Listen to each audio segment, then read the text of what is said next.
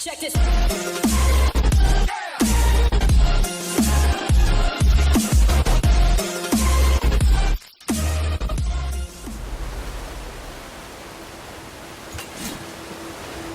This is it, right? The rock stool? Aye, lad.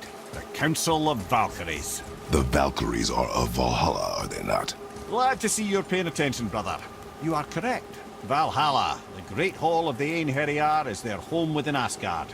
But while there, they are subject to the scrutiny of the All-Father himself. And relations between the Valkyries and Odin were tense during my tenure as his advisor. Why? Well, that's an even longer story, lad. For now, why don't we look around for some clues?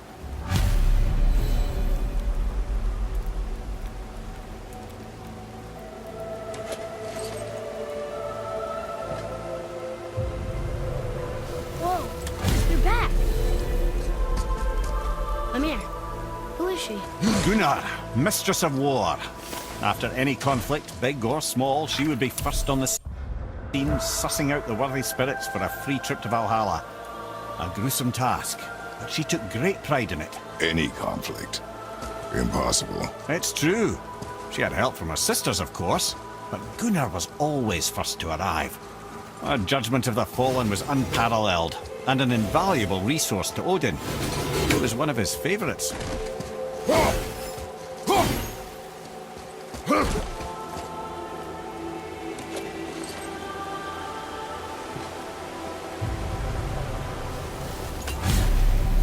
Ah, Gondul. Beautiful Gondul. And? That's it? Beautiful Gondul? No story or anything? Oh, sorry, lad. The sight of Gondul always took my breath away.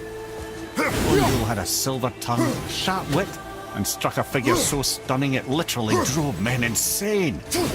Odin forbid her from setting foot in Midgard after a time, as insanity is not a welcome trait in Valhalla.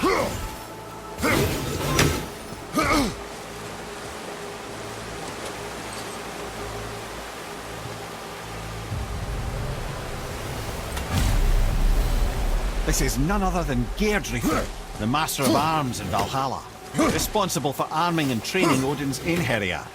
What? His army come Ragnarok. The entire reason Valhalla exists, you see. The Einherjar wait in the Great Hall endlessly, feasting, drinking, and fornicating themselves silly. Once Ragnarok begins, Odin calls them into service to fight on his behalf.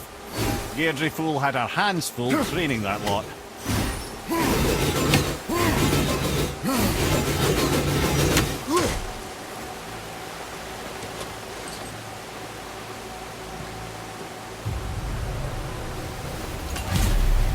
This, my friends, is Kara.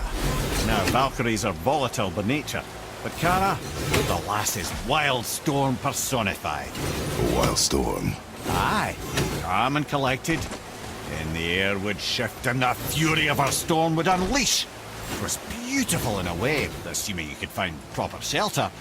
Her tears would cleanse the blood-soaked battlefields.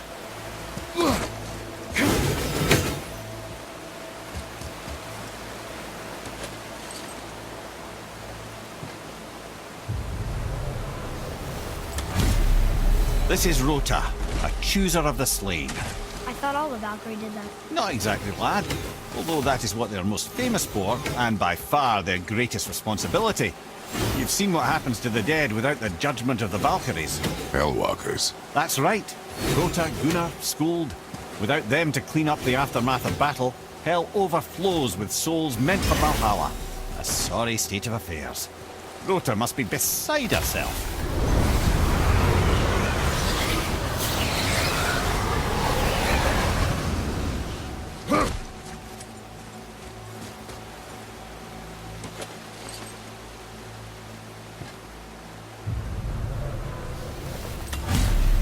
Ah, here we have Air, the healer. A Valkyrie healer? Strange. Air was strange, as a matter of fact. Very quiet, very calm.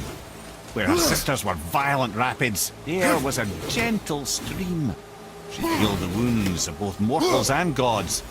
And even a certain all-knowing sage who once drank too much and fell off a mountain. Not my proudest moment.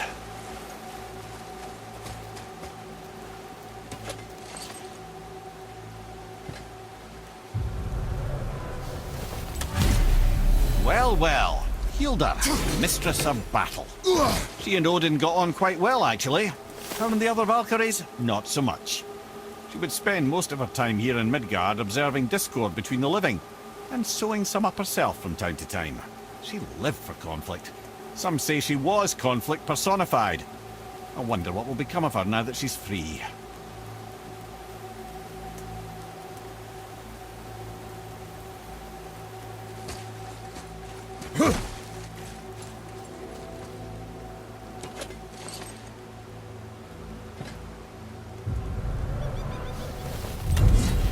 Olrun, once the daughter of a powerful chieftain.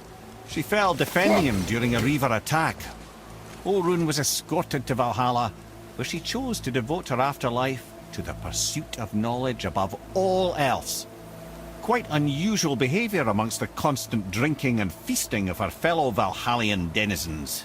How'd she end up a Valkyrie? Odin. He saw a kindred spirit in Olrun's single-minded pursuit of knowledge. He appointed her as the Valkyrie's resident historian.